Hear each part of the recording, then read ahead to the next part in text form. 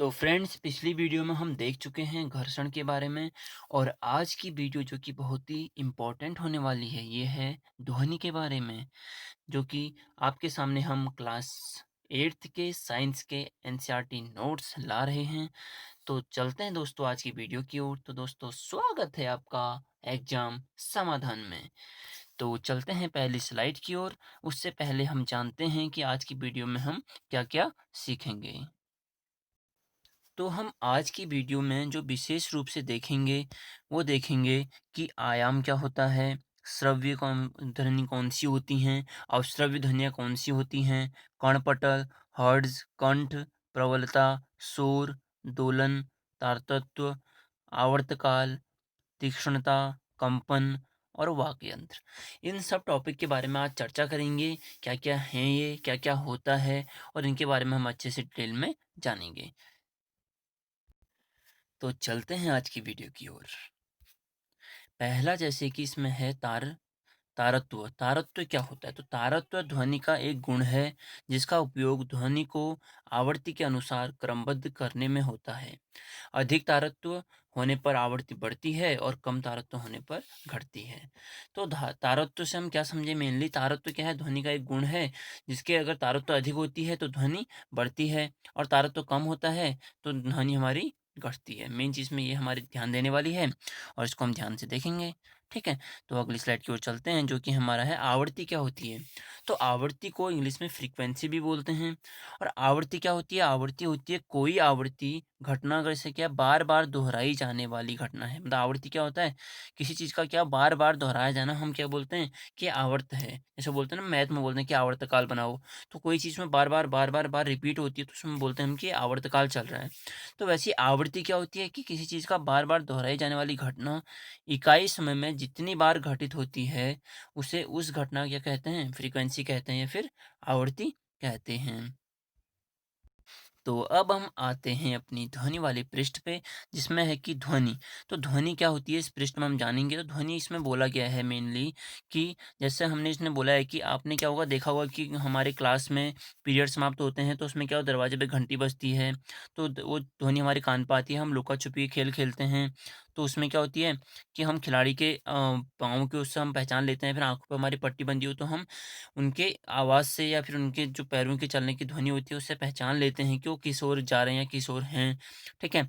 और कुछ चीज़ें जैसे हम यहाँ पे देखते हैं कि अपने आस-पास सुनाई देने वाली ध्वनियाँ एक सूची बनाइए, तो उसने सूची बनाने को बोला है। और इसमें मेन चीज़ ये बोला है कि ऐसे नीचे भी देखेंगे हम कि यहाँ पे कि आपके विद्यालय में संगीत कक्ष में आप बाँसुरी, हारमोनियम आदि वाद्य यंत्र देखे होंगे। तो द आपने देखा होगा कि हर जो हमारे वाद्य यंत्र हैं, उनकी ध्वनियाँ क्या हैं? अलग-अलग उनका ध्वनि के स्तर होता है, किसी में तेज़ आती है, किसी में कम आती है। मीन्स उनकी प्रबलता अलग-अलग क्यों होती है, इसके बारे में अभी हम आगे चर्चा करेंगे। तो आगे बढ़ते हैं। तो इसमें देखेंगे कि ध्वनि जो उत्पन्न होती है वो कैसे उत्पन्न होती है। तो ध्वनि कंपित वस्तु द्वारा उत्पन्न होती है। अब कंपित क्या होता है? कंपन होना। ठीक है, जैसे आपने देखा होगा कभी कोई थाली पे आपने वो मारा कुछ भी, मतलब ऐसे पटका, तो वो क्या है कंपन करती है, तब उसमें ध्वनि उत्पन्न होती है। या स्कूल में घंटी बजती है तो उसमें अगर टन ऐसे मारते हैं ना, टन आवाज़ करती है, तो उसमें देखना वाइब्रेट होता है, तो वो तब घंटी आती है। या हम बोल रहे हैं तो अपने कंठ पे अगर अग्नि लगाओगे तो आपको दिखेगा कि आपका कंठ क्या है? कंपित हो रहा है ना? हिल रहा है, मीन्स कि कंपन हो रही है उसमें। तो वहाँ से क्या हो रही है? वॉइस आ रही है। जैसे कि यहाँ पे एक एग्जांपल में दिखाया गया है कि एक इसको लटकाओ और उस पे अगर आप उससे किसी लकड़ी से मारते हो फिर उसको टच करके देखना तो उसमें क्या हो रहा होगा? कंपन हो रहा होगा। अगला एग्जांपल इसने दे रखा है कि एक यहाँ रबड़ बाँध रखा है पेंसिल के बीच में, और उसको बोला है कि हाथ से ऐसे खींचो तो वो हिलेगा, तो एक वॉइस आती है करके ना, तो वो हमारा क्या है? कंपन की वजह से ही आती है। अब कंपन क्या होता है? हम तब से कंपन पढ़ रहे हैं, तो यहाँ देखते हैं चलो। तो इसने बोला है कि वस्तु अपनी मध्य स्थिति मध्य स्थिति के इधर-उधर या आगे-पीछे होने वाली गति को क्या कहते हैं? कंपन कहते हैं। मतलब कि जब कोई वस्तु अपनी स्थिति के आगे-पीछे हिल रही है, तो उसको हम कंपन कहते हैं। ठीक है? यहाँ पे समझ में आ गया होगा आपको। बाकी यहाँ पे देखते हैं, आगे बढ़ते हैं। जैसे ये बोला उसने कि धातु की थाली है, आपने उसमें एक साइड में चम्मच से मारा, तो कंपित थाली में जल तरंगें उत्पन्न होती हैं। मगर इसमें हमने पानी भरा और जल से मार रहे हैं, तो जो थाली में पानी होगा वो हमें क्या होता है? कंपन जैसी उसमें महसूस होती है। और अगर वैसे हम खाली प्लेट में मारेंगे तो उसको अगर हमने टच करा तो हमें वहाँ पे कंपन महसूस होगी। तो कुछ चीज़ों में कंपन महसूस होती है और कुछ में हमें दिख जाती है। देखो, जैसे हम यहाँ पर अगर देखें कि इसने बोला है कि इस प्रकार हमने देखा कि कंपायमान वस्तु ध्वनि उत्पन्न करती हैं और कुछ ध्वनियों में कंपन हमें आसानी से दिखाई दे जाती हैं और अधिकांश स्थिति में इनका आयाम आयाम मतलब क्या होता है कि इनका जो स्तर होता है इतना कम या इतना अधिक होता है तो हम देख लेते हैं और कम होगा तो हम नहीं देख पाएंगे। ठीक है, यहाँ पे इसका हो गया। यहाँ तो सिंपल आपको समझ में आई क्या होगा। आगे बढ़ते हैं इसमें। जैसे इसने बोला यहाँ पे एग्जाम्पल दे रखा है कुछ वो ये यंत्र जो कि हमारे कंपन द्वारा उनमें ध्वनि उत्पन्न होती हैं और यहाँ ने नाम लिख दिया वाद्य यंत्र उनके नाम, कोई इतनी वो नहीं है उसमें। और जैसे आगे बढ़ते हैं वैसे यहाँ पे इसने दे रखा है जैसे कि आपने मजीरा या फिर खटम या नूट मिट्टी के बर्तन होते हैं जो तथा यहाँ पे क्या दिया ये देखे होंगे बोला है। तो इनमें वाद्य यंत्रों को किसी में पीट के किसी में क्या करते हैं उसको तारों खींच के क्या है ध्वनि उत्पन्न की जाती है। जैसे यहाँ पे एक एग्जांपल हमें दिख रहा है, इसने बोला कि यहाँ पे बहुत सारे गिलासों में पानी भरो और उनको एक पेंसिल से उसमें मारो तो हमें क्या एक बहुत ही मधुर ध्वनि सुनाई देगी। तो जिसमें ज़्यादा पानी होगा उसमें अलग ध्वनि और जिसमें कम पानी उसमें उस हिसाब से ध्वनि आएगी। अब देखो कुछ यहाँ पे एग्जांपल इसने दे रखा है कि जब हम किसी वाद्य यंत्र जैसे सितार या तार को कर्षित करते हैं मतलब कि उसको खींचते हैं तो उसमें केवल तार से ध्वनि नहीं सुनाई देती हमको, उसमें जो ध्वनि होती है वो पूरे वाद्य यंत्र के कंपन के मतलब परिणाम स्वरूप ध्वनि आती है। मीन्स कि जब पूरा वो कंपायमान होगा तब हमें ध्वनि सुनाई देती है। आगे बढ़ते हैं इसमें। जैसे यहाँ पे बोला है कि मनुष्य या मानवों द्वारा उत्पन्न ध्वनि, तो मनुष्यों द्वारा ध्वनि उत्पन्न कैसे होती है? तो इसमें ऐसा हम देखें कि कुछ समय तक ज़ोर से बोलिए या अगर आप जैसे मैंने भी बोला ना आप बोलो या गाना गाओ या फिर भौरे की तरह गुनगुनाओ तो आप पे क्या यहाँ पे आप देखो तो यहाँ जब पूरा का पूरा यहाँ पे क्या वाइब्रेट होता है हमारे कंठ के यहाँ पे ना, जिसको क्या बोलते हैं मानव द्वारा ध्वनि वाक्य यंत्र अथवा कंठ। कंठ हमने पिछले चैप्टर में पढ़ रखा है इसके बारे में अच्छे से, अगर आपने नहीं देखा तो वहाँ पे जाके देख लें। तो अथवा कंठ कंठ से द्वारा उत्पन्न होती है। ठीक है, तो अगर हम उसको टच करें तो हमें वहाँ पे क्या कंपन महसूस होगी और कंपन हमें पता है जहाँ से कंपन होती है वहाँ से ध्वनि निकलती है। ठीक है, यहाँ पे इतना ही है पॉइंट इम्पोर्टेंट। बाकी आगे बढ़ते हैं। आगे यहाँ पे हमारा एक क्रियाकलाप दिखा रखा है कि अगर आप कागज़ को मोड़ते हैं या फिर रबड़ के दो उसको खींच कर उसमें बीच में फूंक मारते हैं तो क्या है वो कंपन होगा और कंपन होगी तो उसमें से हमारी ध्वनि उत्पन्न होती है। और यहाँ पे इम्पोर्टेंट पॉइंट दिख रहा है कि पुरुषों का वाक तंतु की लंबाई लगभग 20 mm होती है। क्या होता है मिलीमीटर होती है। ठीक है, और महिलाओं में ये लगभग 5 मिलीमीटर छोटे होते हैं। मीन्स की 15 होगा। ठीक है, और बच्चों के वागतंत्र तो बहुत छोटे होते हैं। मीन्स कि इसका मतलब ये है कि अगर हमारे मतलब इससे बोलूँ पुरुषों के बड़े होते हैं ना तो उनकी आवाज़ क्या होती है थोड़ा मोटी होगी। ठीक, और महिलाओं की ध्वनि क्या होगी थोड़ा पतली होती है और बच्चों की थोड़ा अलग होती है। इसीलिए इनके मतलब जो हमारी ध्वनियाँ होती हैं बच्चों की बड़ों की ये सबकी अलग अलग आती हैं। आगे बढ़ते हैं कि ध्वनि संरचना के लिए माध्यम की आवश्यकता होती है संचरण के लिए। ठीक है, तो ध्वनि संचरण क्या होता है कि ध्वनि को एक स्थान से दूसरे स्थान में जाने के लिए, इसमें बोलूँ यहाँ से लेके ध्वनि को यहाँ तक हमने सुनना है या आपने देखा होगा कि यहाँ पे लाउड स्पीकर लगाया होता है और यहाँ से कोई अगर हम सॉन्ग चला रहे हैं और इस आवाज़ है उसकी यहाँ पे आती है तो ध्वनि संचरण के लिए माध्यम की आवश्यकता होती है। तो हमें सीधे यहाँ पता चल गया कि हाँ होती है, क्योंकि हमने देखा है कि घर में अगर कहीं पे टीवी लगा होता है और सॉन्ग उसका जैसे अगर हम देखें कि टीवी हमारा इस यहाँ पे लगा है और उसकी ध्वनि हमारी यहाँ से आ रही है, तो किसकी वजह से होता है वो हमारे हमने उसको कनेक्ट किया होता है तारों से और ध्वनि के माध्यम की ज़रूरत होती है इसलिए माध्यम के द्वारा वो वहाँ से वहाँ पहुँच जाती है। ठीक है, तो वैसे यहाँ पे हमने देखा यहाँ इसने बोल रखा है कि जब आपने कुछ दूरी पर खड़ी अपनी सहेली को पुकारती हैं तो आपकी सहेली आपकी आवाज़ सुन पाती है। क्यों सुन पाती है? क्योंकि बीच में हवा है और हवा में कण एक-दूसरे से टच होते हैं और उनसे ध्वनि हमारे तक पहुँच जाती हैं। जैसे आप यहाँ पे उसने बोला कि एक एग्ज़ाम्पल क्रियाकलाप दे रखा है कि अगर आपने गिलास में फ़ोन को रखा, ठीक है? तो नॉर्मल आप फ़ोन में को गिलास में रखते हो तो ध्वनि और तेज़ आती है और अगर आपने क्या करा कि उसकी पूरी हवा को अंदर को सोखा, तो उसमें ध्वनि आपको बाहर नहीं सुनाई देगी। ठीक है? तो ध्वनि का अलग-अलग चीज़ है, ध्वनि संरचना के लिए माध्यम की आवश्यकता होती है। वो बोल रहा है यहाँ पे एग्ज़ाम्पल के द्वारा ये बोला गया है कि ध्वनि के लिए क्या है, एक जो उसकी आवश्यकता होती है किसकी? किसकी आवश्यकता होती है? संचरण के लिए माध्यम की आवश्यकता होती है। तो अगली पेज की ओर बढ़ते हैं जिसमें कि देखते हैं क्या है करके, ठीक है? तो यहाँ हमने देखा कि बच्चे ने जब इस गिलास को अपने मुँह पे लगाया था और हवा अंदर को ले रही थी, आवाज़ नहीं आ रही थी। तो यहाँ पे एक पॉइंट हमें यहाँ पे पता चलता है कि जैसे यहाँ पे देखते हैं कि वास्तव में यदि यह आप गिलास में सारी वायु बाहर खींच पाते तो ध्वनि पूरी तरह सुनाई देना बंद हो जाता। इसका कारण यह है कि ध्वनि की संचरण एक जगह से दूसरी जगह जाने में संचरण मतलब होता है कि एक जगह से दूसरी जगह जाने के लिए कोई माध्यम चाहिए, ठीक है? बिना माध्यम के वो नहीं जाएगा और किसी बर्तन में वायु पूरी तरह अगर निकाल दी जाए या निकाल दी जाती है तो क्या होता है बर्तन में निर्वात है, मतलब कि उसमें अगर पूरी हवा निकाल दी जाए तो उसको क्या बोलते हैं? निर्वात बोलते हैं।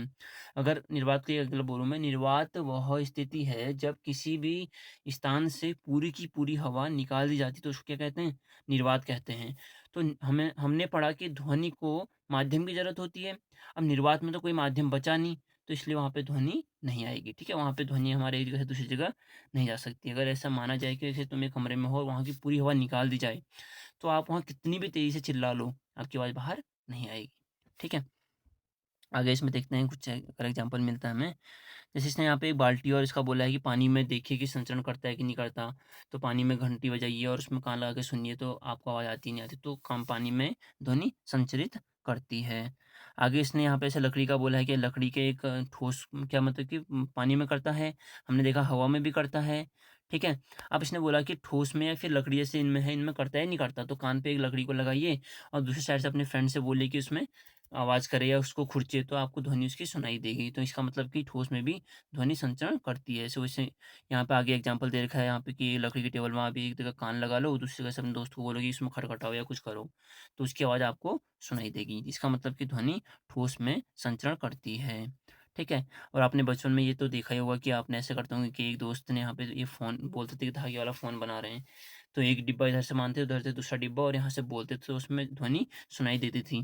तो इसका मतलब क्या है कि ध्वनि को संचरण के लिए माध्यम की आवश्यकता होती है, ठीक है? इसमें ज़्यादा कुछ ऐसा दे नहीं रखा है, एग्ज़ाम्पल यही दे रखा है और दूसरा इसने बोला कि हम ध्वनि को अपने कानों द्वारा सुनते हैं। पता है हमें कि हम ध्वनि को अपने कानों द्वारा सुनते हैं। तो कानों द्वारा कैसे सुनते हैं? तो हमारे ध्वनि के अंदर कान के अंदर क्या होता है? एक कर्णपटल होता है, ठीक है? कर्ण एक पटल होता है, उसमें जब ध्वनि टच होती है तो वो वाइब्रेट करता है तो हमारे माइंड को उसके से एक क्या होता है? मैसेज मिलता है कि हाँ, कोई ये टाइप का बोल रहा है, ठीक है? वैसे इसके यहाँ पे देखो यहाँ पे इसने बोला है, पढ़ लेते हैं हम कि कान की आकृति क्या होती है? कीप की तरह होती है और उसमें ध्वनि प्रवेश करती है जिससे एक पतली झिल्ली दृढ़ता तनित होती है। मतलब एक झिल्ली हमारे कान के अंदर बहुत टाइट से तनी हुई है, उसे क्या बोलते हैं? कर्णपटह कहते हैं, ठीक है? ईयर ड्रम कहते हैं। तो एक महत्वपूर्ण कार्य करता है और जैसे इसमें ध्वनि आती है तो ये वाइब्रेट करता है और उससे हमारे कान मतलब माइंड को मैसेज मिलता है। जैसे कि यहाँ पे एग्जांपल दे रखा है कि आप यहाँ एक गुब्बारे को एक ग्लास के ऊपर पूरा टाइट से बांधते हो, नीचे से उसमें हेलो, हेलो, हेलो कुछ भी बोलिए, तो क्या होगा? वाइब्रेट होता है। तो वैसे हमारे कान में भी होता है। ठीक है? यहाँ पे इसने उसका वो दे दिया है आपका एक डायग्राम दे रखा है इसी कान का। तो ये कान यहाँ से हमारे क्या एक पूरा एसएसपी है खुला हुआ है और यहाँ से वॉइस आती है, यहाँ पे टकराती है और यहाँ से फिर आगे यहाँ देखिए, यहाँ से हमको यहाँ कर्णपटल से अंदर यहाँ गुजरी और यहाँ से फिर यहाँ पे हमारे माइंड में क्या होता है? मैसेज आता है कि हाँ, कोई हमें पुकार रहा है, कोई बोल रहा है। ठीक है? आगे आते हैं कंपन का आयाम या आवर्तकाल तथा आवृत्ति क्या होती है? तो आवृत्ति हम पहले पढ़ चुके हैं और दोलन गति क्या होती है? देखो दोलन गति होती है कि जैसे भी किसी भी ध्वनि को जाने के लिए जैसे वो इधर-उधर ऐसे-ऐसे करती है ना, तो ये क्या होता है? दोलन गति होती है। जैसे कि यहाँ पे उसने बोला कि किसी वस्तु या का बार-बार इधर-उधर गति करना कंपन कहलाता है और इस गति को ही क्या कहते हैं? दोलन गति कहते हैं। और यह आप पिछली कक्षा में पढ़ भी चुके हैं। नॉर्मल चीज़ें जो ये होती हैं, छोटी-छोटी बातें हम पिछली कक्षा में पढ़ चुके हैं।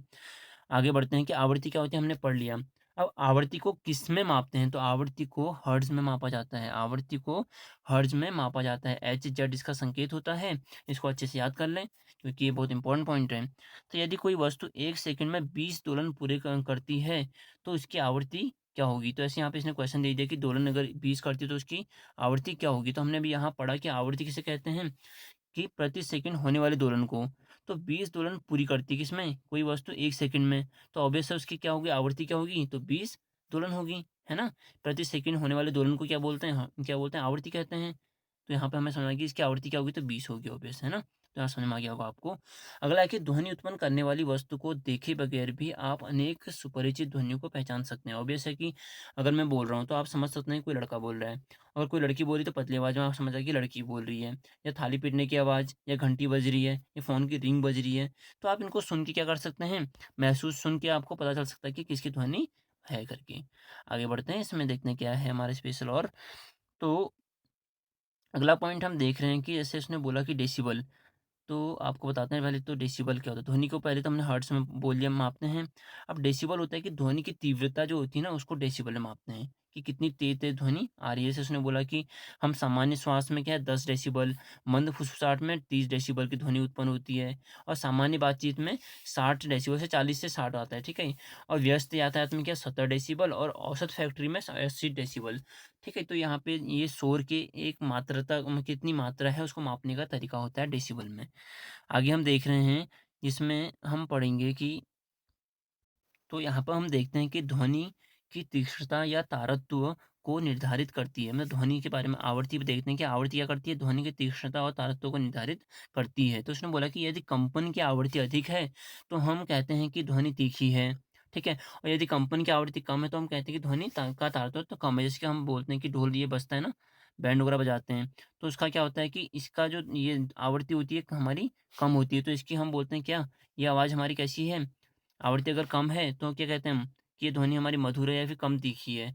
और अगर बोलेंगे इसकी आवृत्ति ज़्यादा हो रही है, जैसे यहाँ पे ये हो रही है कि आवृत्ति ध्वनि का तारतम्य निर्धारित करती है। इसकी आवृत्ति अगर सीटी बजती है ना, उसकी आवृत्ति क्या होती है, बहुत ही तेज तेज चल रही होती है, तो इसकी ध्वनि क्या होती है, बहुत ही तीक्ष्ण होती है। अगला पॉइंट हम देखते हैं कि श्रव्य तथा अवश्रव्य ध्वनियाँ कौन-सी होती हैं। देखो श्रव्य ध्वनियाँ क्या होती है, जिसका हमारे कान सुन सकते हैं, और अवश्रव्य जिसको हमारे कान नहीं सुन सकते। तो श्रव्य ध्वनियाँ जो होती हैं हमारी, वो क्या होती हैं, 20 कंपन प्रति सेकंड, मतलब कि 20 हर्ट्ज़ कम आवृत्ति की ध्वनियाँ हमारे कान नहीं सुन सकते, और 20,000 हर्ट्ज़ वाली ध्वनियाँ भी हमारे कान नहीं सुन सकती। ठीक है? 20,000 कंपन प्रति सेकंड मीन्स कि 20,000 हर्ट्ज़ वाली ध्वनियाँ भी हमारे कान नहीं सुन सकते। तो हमारी कान जो सुनते हैं वो 20 से 20,000 हर्ट्ज़ तक की ध्वनियाँ सुनते हैं। जैसे कि यहाँ पे उसने बोला कुछ जंतु 20 हर्ट्ज़ से अधिक की आवृत्ति की ध्वनियों को भी सुन सकते हैं। कुत्तों में यह क्षमता है। पुलिसकर्मी उच्च आवृत्ति की ध्वनि उत्पन्न करने वाली सीटियों का उपयोग करते हैं, जिससे कुत्ते सुन सकते हैं लेकिन मानव नहीं सुन पाते। जाने-माने प्राश्रव्य ध्वनि, जिसे क्या बोलते हैं अल्ट्रासाउंड उपकरण, जो कि चिकित्सा के क्षेत्र में अनेक समस्याओं के अनुसंधान एवं निदान के लिए उपयोग होते हैं, वो 20,000 हर्ट्ज से अधिक की ध्वनियों पर कार्य करते हैं, ठीक है? जैसे मैं बोलूँ चमगादड़, ये भी हमारी क्या होता है 20,000 हर्ट्ज से ऊपर की ध्वनियों को सुनता है, ठीक? यहाँ पे हमारा ये हो गए हमारे किसके, इनको इम्पोर्टेंट कर लेना, याद है कर लेना इसको, कि जो हमारे कान होते हैं कौन-सी कहाँ से लेके कहाँ तक की ध्वनियों को सुन पाते हैं। यहाँ पे उसने बोला है कि मानव कानों के लिए श्रव्य की आवृत्ति का परास या रेंज जो होता है वो 20 हर्ट्ज से 20,000 हर्ट्ज तक का होता है। इसका अर्थ यह हो कि 20 हर्ट्ज से 20 के हर्ट्ज, मतलब कि के मतलब क्या होता है, हजार होता है, ठीक है? हर्ट्ज की बीच की ध्वनियाँ हमारे कान सुन पाते हैं और इससे ज़्यादा और उससे कम की ध्वनियाँ नहीं सुन पाते। अब हम किसी चीज़ को शोर और किसी को संगीत कैसे डिसाइड करें कि कौन शोर है और कौन-सा संगीत है? तो शोर हमने देखा होगा कि जैसे यहाँ पे बोला है कि आपने देखा होगा ट्रक के हॉर्न हो गया, ये ध्वनि अच्छी लगती है नहीं लगती? तो हमें पता है कि इतनी तेज़-तेज़ लगती है तो अच्छी नहीं लगती। तो इन ध्वनियों को क्या कहते हैं, शोर कहते हैं। जैसे कि हमने बोला ट्रक के, या फिर जैसे कोई भी गाने अगर बहुत तेज़ आवाज़ में चला रहा है तो हमारे क्या है, शोर कहलाएँगे। और दूसरी ओर आप वाद्य यंत्रों की ध्वनियों का आनंद लेते हैं तो इन्हें क्या कहते हैं, सुस्वर ध्वनि कहते हैं। तो शोर हो गया जिनकी आवृत्ति बहुत तेज चल रही है, जिनके मतलब कि बहुत तेज ध्वनि से इनको चलाया जा रहा है तो वो हमारे शोर हो जाएगा। और जो बहुत ही मधुर जो सॉन्ग हमारे ये होते हैं कि वाद्य यंत्र है, इनके सॉन्ग होते हैं वो क्या होते हैं, वो सुस्वर ध्वनियाँ कहलाते हैं। अगला पॉइंट है कि शोर प्रदूषण क्या होता है, या शोर प्रदूषण। तो शोर प्रदूषण वही है कि जब 20 ये हमारे 80 डेसिबल से ऊपर की ध्वनियाँ आने लग गई, या 70 डेसिबल, तो वो क्या होती हैं, वो ध्वनि हमारे शोर करना स्टार्ट करते हैं, और शोर जब ज़्यादा होता है तो उसको बोलते हैं शोर प्रदूषण। फिर भी इस पॉइंट को एक बार थोड़ा पढ़ लेते हैं। क्या आपने देखा होगा कि वायु प्रदूषण के बारे में पहले ही जानते हैं? वायु प्रदूषण क्या होता है कि वायु में गंदे तत्वों का, जैसे कि हम बोलें कि धूल मिट्टी इन चीज़ों का अगर तो वो बढ़ जाता है स्तर, तो उसको बोलते हैं कि वायु प्रदूषण हो गया। तो ऐसे वायु प्रदूषण में वायु अवांछित गैसों तथा उपकरण, वो तो वायु प्रदूषण के बारे में बोला है इन्होंने। अगर हम बोलें कि ध्वनि प्रदूषण क्या होता है, तो इसमें बोला है कि अवांछित ध्वनियाँ को शोर प्रदूषण कहते हैं। मतलब कि बहुत सारी अगर अवांछित ध्वनियाँ उत्पन्न होती हैं, तो उनको क्या कहेंगे हम? शोर प्रदूषण कहते हैं। जैसे ऊँची आवाज़ में चलाए गए टेलीविज़न या ट्रांजिस्टर रेडियो, रसोई घर में कुछ उपकरणों का चलना, जैसे कि आपने वो मिक्सी वगैरह चलाई होगी घर में, ठीक है? या कूलर, इन चीज़ों से क्या होता है कि वायु प्रदूषण होता है। क्या होता है? वायु नहीं, ध्वनि प्रदूषण होता है, ठीक है? शोर प्रदूषण की हानियाँ क्या होती हैं? ऑब्वियस है कि नींद ना आना, तनाव होना, अनिद्रा, ठीक है? और लगातार प्रबल ध्वनि से क्या होता है कि शोर प्रदूषण उत्पन्न होता है, हमने पढ़ ही लिया है। बाकी देखो कुछ इसके जो उसने बोला कि स्वास्थ्य संबंधी समस्याओं का कारण बन जाती हैं, जैसे कि अनिद्रा, अति तनाव, उच्च रक्तचाप, चिंता, अन्य बहुत सारी चीज़ें इसमें हमारी आती हैं।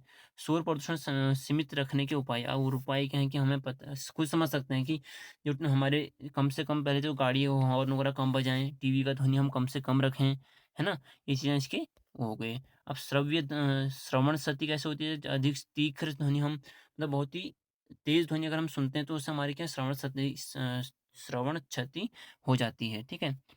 आगे बढ़ते हैं हम, जो कि हमारा चैप्टर यहाँ पे खत्म हो गया है और हमने ASP, आयाम, श्रव्य, कर्णपटल इसके बारे में जाना, हठ जाना, कंठ जाना, प्रबलता, शोर, दोलन, तारत्व, ये सब के बारे में हम जान चुके हैं। फिर भी आपको अगर और ज़्यादा अच्छे से जानना होगा तो इसमें आप पढ़ सकते हैं। मैं ज़ूम कर देता हूँ कि ध्वनि कंपन करती हुई वो उत्पन्न होती है, या मानव वाग तंतुओं का कंपन ध्वनि उत्पन्न करते हैं। ध्वनि किसी माध्यम में जा सकती है, गैस, द्रव्य या ठोस में जा सकती है, पर निर्वात में ध्वनि हमारी संचरित नहीं कर पाती। ठीक है? हम कैसे सुनते हैं? और प्रति सेकंड होने वाले दोलनों को क्या कहते हैं? कंपनों की संख्या दोलन की आवृत्ति कहलाती है। हमने पढ़ा आवृत्ति को हर्ट्ज में व्यक्त करते हैं, ये भी पढ़ा था। कंपन का आयाम जितना अधिक होगा ध्वनि उतनी ही प्रबल होती है।